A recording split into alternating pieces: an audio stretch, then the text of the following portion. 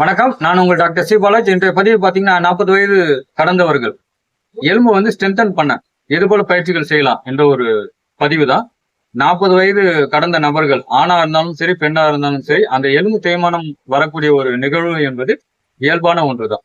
இதுல நம்ம செய்கின்ற அந்த வேலையை பொறுத்தே உங்களுடைய அந்த எலும்பு தேய்மானம் என்பது ஏற்படக்கூடும். நம்ம அதிகமா ஸ்ட்ரெயின் பண்ணி செய்யக்கூடிய வேலைகள்ல எலும்பு தேய்மானம் என்பது அதிகரிக்கக்கூடிய ஒரு நிலையை நம்ம பார்க்கலாம்.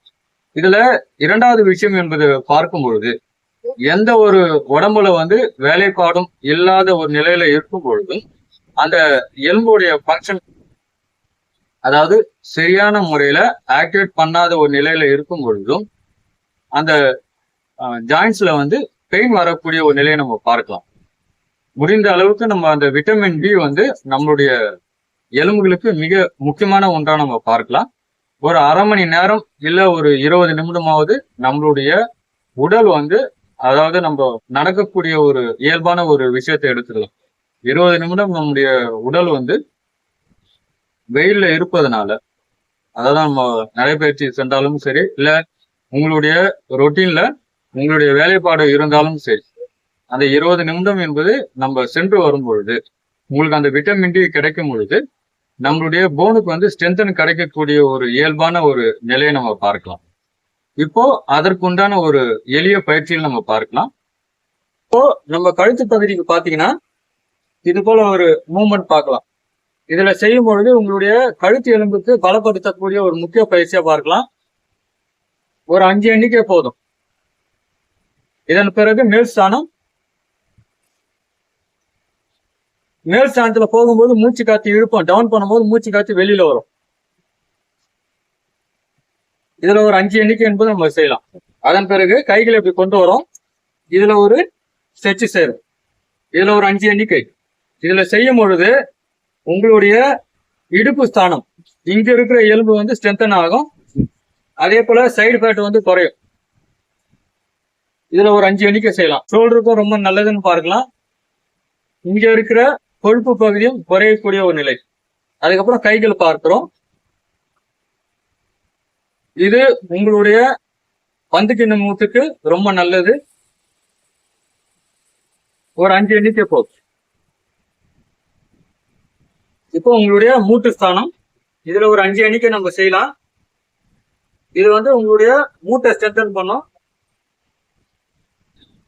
அதன் பிறகு நம்ம கீழே அமர்ந்து கொண்டு கால்களுக்கு இது போல பயிற்சி தரும். இது ஒரு ரொட்டேஷன்.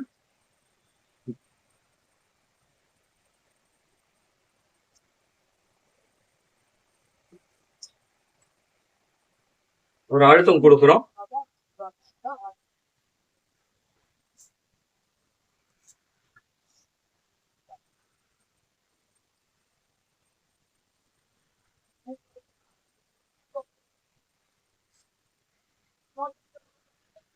அதன் பிறகு கால்கள் இப்படி கொண்டு வந்துட்டு இந்த ஒரு போஸ்டர் செய்யறோம்.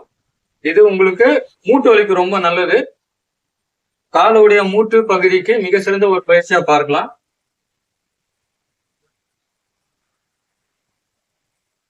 கைகள் இப்படி வச்சுட்டு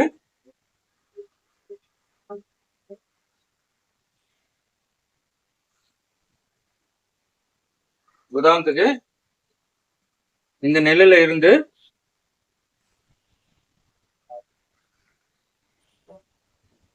இது உங்களுடைய இடுப்பு பகுதிக்கு ஒரு மிக சிறந்த ஒரு பயிற்சியா பார்க்கலாம்.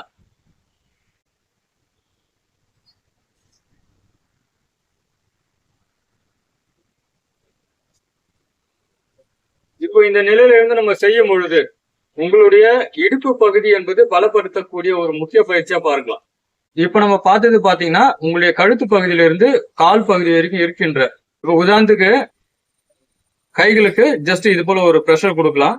உங்களுடைய விரல் பகுதிகளுக்கு ஒரு 5 எண்ணிக்கை போதும்.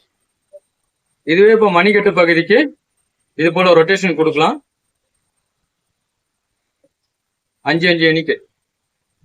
இப்போ நம்ம கழுத்து பகுதிக்கு பார்த்தோம், உங்களுடைய ஷோல்டர் பகுதிக்கு, இடுப்பு ஸ்தானத்துக்கு, கால் மூட்டு பகுதிக்கு, உங்களுடைய கால் பகுதிக்கு. இதுல நம்ம இப்ப பார்த்தது அனைத்து உதாரணத்துக்கு எலும்பு பகுதிகளை ஸ்ட்ரென்தன் பண்ணுவதற்கு உண்டான ஒரு முக்கிய பயிற்சியா பார்த்தோம். இதுல ஒரு 5 எண்ணிக்கை ஆரம்ப காலகட்டத்துல செய்து கொண்டு வரலாம்.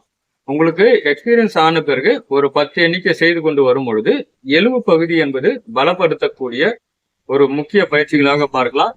இதுல கருப்பு உளுந்து வந்து உங்களால முடிஞ்சா வாரத்துல ஒரு 3 நாட்கள் நம்ம எடுத்துக்கலாம் உணவுல. அதே போல இந்த கருப்பு உளுந்து எடுக்கும் பொழுது உங்களுடைய எலும்பு வந்து ஸ்ட்ரென்தன் பண்ணக்கூடிய ஒரு முக்கிய விஷயமா பார்க்கலாம். நன்றி, வணக்கம்.